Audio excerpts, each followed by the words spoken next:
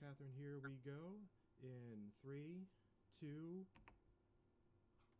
I'm Catherine Ross, and I'm here with Jim Cramer. We are joining you via Skype this morning in our part to do social distancing. Jim, what's top of mind for you this morning? Well, top of mind for me is the unemployment number, the explosion, 3.2 million. And the reason why that is so significant is because without the passage of this bill, remember, it hasn't gone through the House yet. This is the stimulus bill. We're obviously in huge trouble, and I think we're going to get it. Secretary Mnuchin assured me that they're going to get it, but with that many unemployed, it shows you the country is kind of shut down. And we've got to do the healthcare side and we have to do the economic side. All that will happen with the economic side, just to be sure, is that people will be able to put food on the table and hopefully keep their entities intact rather than just have to close and not pay the rent and lay off everybody. We get the financial side intact, and that's fine if we can beat COVID. But without beating COVID, it's just going to be another trillion that we're going to need. And that's what's shown by that unemployment report, because there's a lot of mouths to feed there, and if we don't get the COVID, if we don't beat COVID, there's going to be continual handouts by the government. I think people are going to get discouraged and start thinking that, you know what, we're never going to win. So it's very important for optimism that bill passes and the money gets in the hands of people. And I think that especially next week, we could see more jobless claims come in. Based on that, Jim, when we're not quite sure how the market is going to respond to negative news, what should investors be doing at this point? Well, I mean, we've been back and forth with Action Alerts, going back and forth by email with Jeff. We were tempted to try to figure out what we can trim here. We've got 10% cash. That's not what you should have if you have a giant move here. You probably should go to 12, 13%. But I like the stocks that we have so much. I just think we've trimmed, we got rid of a lot of Home Depot at a higher level. I still wish we had some of that. But that's really the only one that we trimmed that I feel that it was bad that we trimmed. I'd like to be bigger in Verizon because Verizon shows you that we are in a recession, and Colgate. We've got some real interesting barbell names. We bought Broadcom, and I think a lot of people might have felt that Broadcom was a mistake, but we're up huge now in Broadcom, huge on our sales force that we bought. And it's nice to see the banks where we've given up so much of the gains come back. So I think that what people should be doing is reconfiguring. If you have a stock that is up 30, 40% in a couple of days, and it wasn't protected by the bill, as is the case, say, with Carnival Cruise, Carnival Cruise is up another 2. I just think that's a big mistake. I think you want to sell that. That's a short cover rally because I think the bill does them no good at all. Royal Caribbean up huge again. To me, those are ones that if you own them, you just got a nice bounce back. You should take it.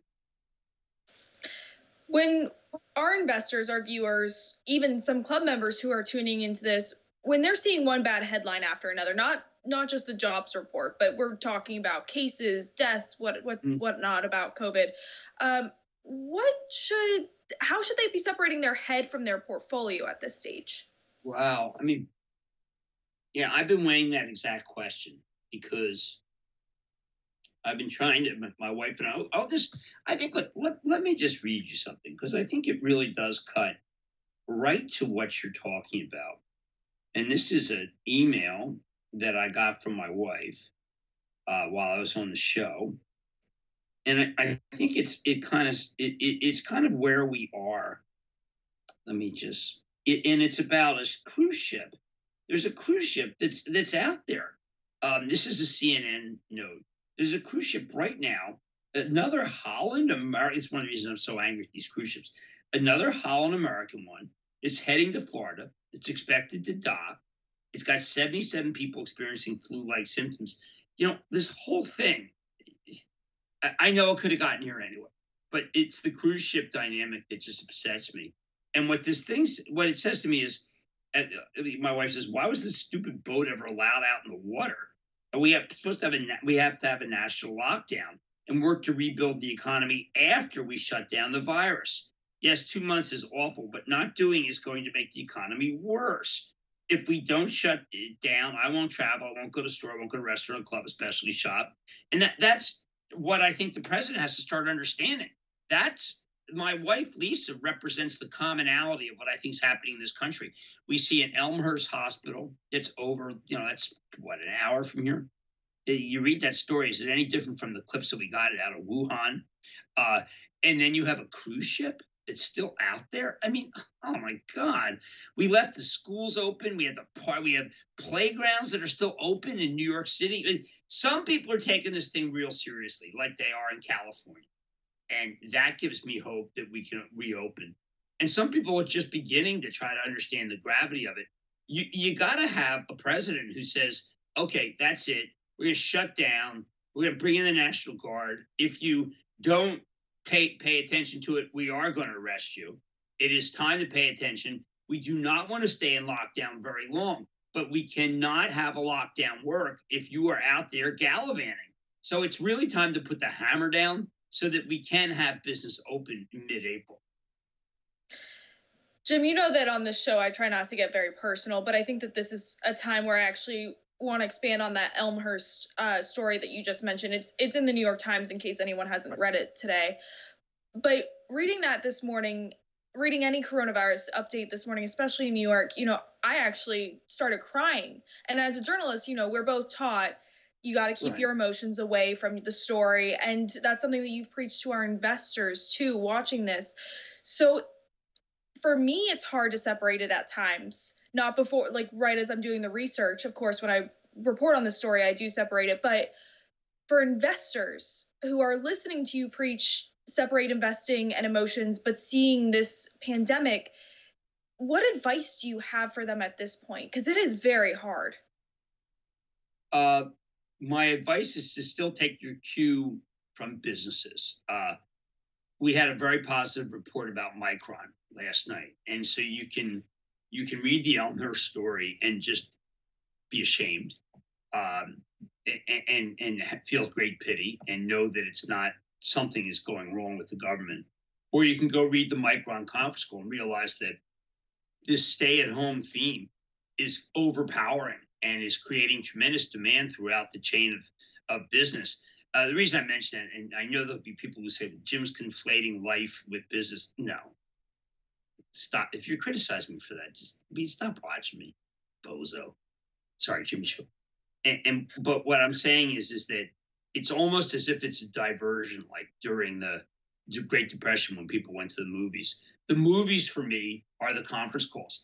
And the conference calls are showing that business is quite adapting and business is taking care of its own people. It's the Starbucks call. It's the Micron call. It's the Western Digital last night. These are tremendous diversions from what is unfortunate, the Great Depression of medical care. And one of the things I liked in the very hard to understand bill that I hope is signed is all the money going to the National Guard and to the Army, Navy, Air Force, Marines, because they're the only entity that's big enough to take care of Elmhurst. I mean, they're the only entity in the Defense Production Act. I mean, we have every single mask that in this country is going to doctors, but that's not big enough. We need to get the masks from China. China's got a lot of masks, and we got to bring them over. And I know that Mike Roman, the CEO of 3M, is working overtime to produce the masks, but by this point, it's now been 2 months that we've known about this. Where are the factories that we literally could have put up and did during World War II? How are the hospital bed situation? How are the places that, the overcrowding?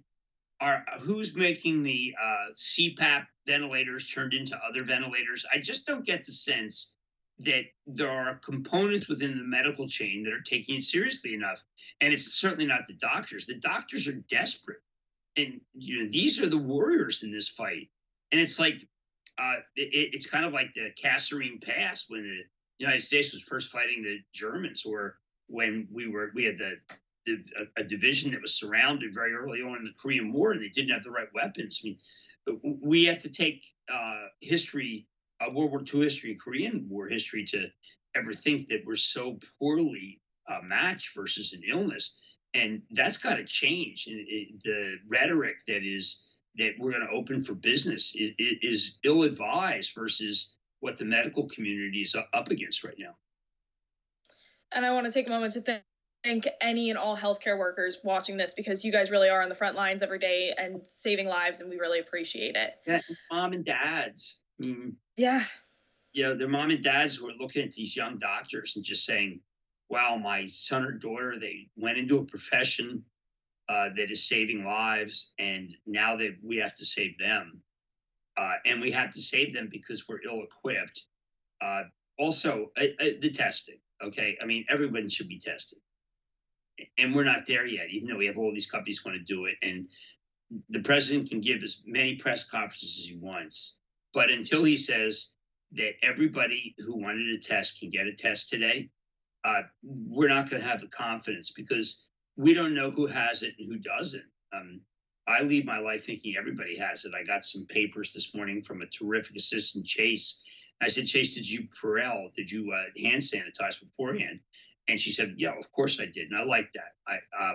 But I am so afraid and worried of my coworkers, because they don't know and I don't know. And don't ask me to get out and start don't ask me to open up my restaurant when I'm not allowed to.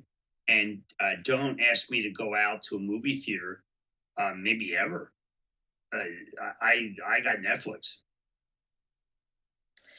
Jim, you mentioned the president's press briefings, which he does almost daily nowadays.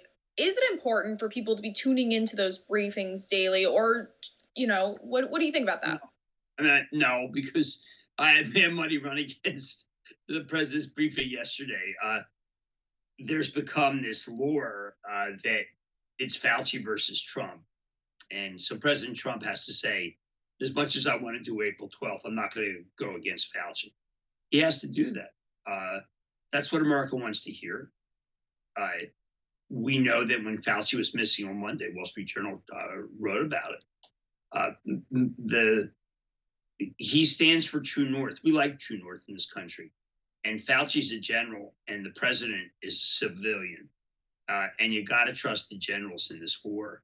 And Dr. Fauci is a five-star general. So you can't you can't cashier a five-star general unless you're Truman trying to cashier MacArthur, because MacArthur wanted to drop the A-bomb on China. So we need to have more respect for our general, our field general.